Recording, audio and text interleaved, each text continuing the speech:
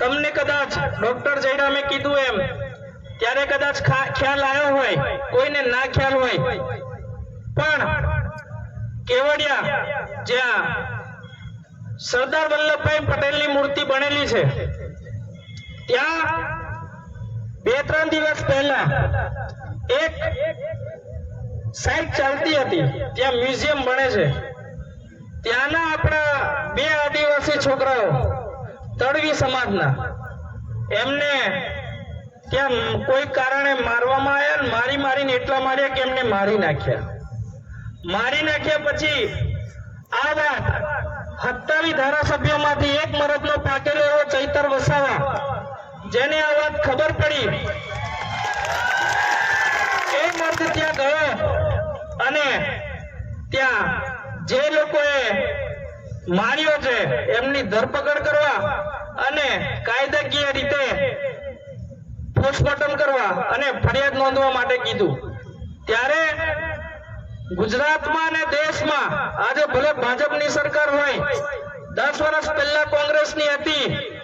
10 વર્ષ હવે બાવળાને હોયા, ભલે ચૈતર વસાવા એમાં છે, પણ મારી જાણકારી કહે છે કે ભાજપ હોય કે કોંગ્રેસ હોય કે આમ આદમી હોય, જ્યારે આદિવાસીઓની વાત આવી છે ત્યારે કોઈ પાર્ટી સમાજ જોડે નથી ઊભી રહી। ત્યારે ચૈતર વસાવા ત્યાં ગયા અને ત્યાંની પોલીસને કીધું કે એમની ધરપકડ કરો, અને એ પણ નિયમ પ્રમાણે, પણ એ ધરપકડ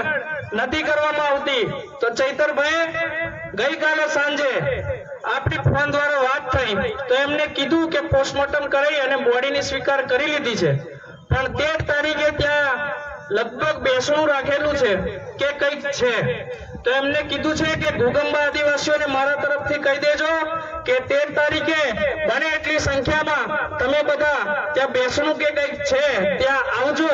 એમ કીધેલું છે। તો હું ચૈતર વસાવા તરફથી આપ બધાને મેસેજ આપું છું કે 13 તારીખે ચૈતરભાઈ વસાવાએ ત્યાં બોલાયા છે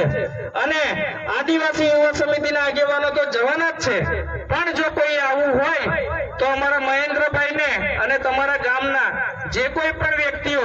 આદિવાસી યુવા સમિતિમાં કામગીરી કરી રહ્યા છે એ લોકોને જણાવી દેજો, તો આપણે બધા અહીંયાથી સાથે જઈશું। હવે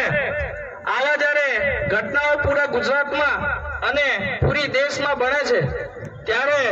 આજે પંચમહાલની અંદર તો તમને વાત કરીએ તો આઈજી સાહેબ આપણા આદિવાસી છે અને આયા ત્યારથી પોલીસ પ્રશાસનનું કામ આપણા ઘોગંબામાં ઘણું એવું સારું છે અને પૂરા પંચમહાલમાં ઘણું સારું છે, કારણ કે એ ઉપર બેઠો એ ગમે એવું આઈજી પણ છે તે આપણા આદિવાસીનો એટલે આપણું જોવે છે, એટલે એકવાર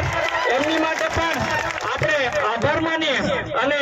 પૂરા ગુજરાતની રાજ્ય સરકાર અને પોલીસ પ્રશાસનને અમારી નમ્ર વિનંતી છે કે એ જે કેવડિયાની અંદર એ જે આદિવાસી જોડે થયું એ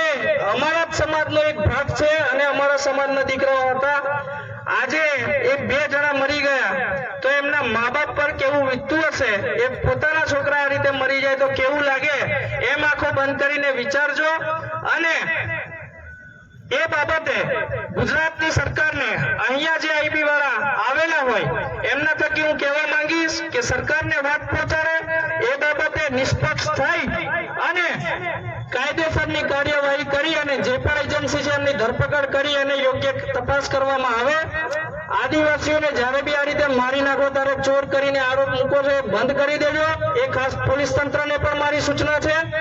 બાકી આ જો કેવડિયાવાળી ઘટનામાં કોઈ પણ યોગ્ય નિરાકરણ નહીં આવે ત્યારે ગુજરાતનો પૂરેપૂરો આદિવાસી પટ્ટાનો ગઈકાલે સાંજે વાતચીત થઈ ગયેલી છે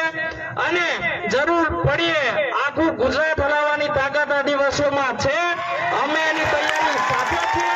જેની નોંધ આઈબીના મારા મિત્રો લઈ લે અને ગુજરાતની રાજ્ય સરકાર સુધી અમારી વાત પહોંચાડી દે।